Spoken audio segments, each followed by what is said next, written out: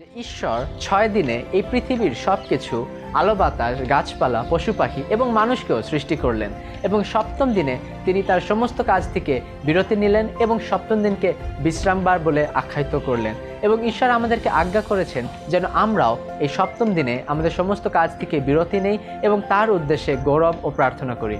আদি পুস্তক ছাড়াও বাইবেলের গীত সংহিতায় 33 অধ্যায় 6 পদে লেখা রয়েছে, আকাশমণ্ডল নির্মিত হইল সদাপ্রভুর বাক্যে, তাহার সমস্ত বাহিনী তাহার মুখের শ্বাসে। আর 9 পদে লেখা রয়েছে, তিনি কথা কহিলেন আর উৎপত্তি হইল, তিনি আজ্ঞা করিলেন আর স্থিতি হইল। পবিত্র বাইবেল অনুযায়ী শুধুমাত্র মানুষকে ঈশ্বর নিজ হাতে মাটি থেকে নির্মাণ করলেন এবং তারপরে তার নাকে প্রাণবায়ু প্রবেশ করাইলেন, তাতে মানুষ সজীব প্রাণী হইল।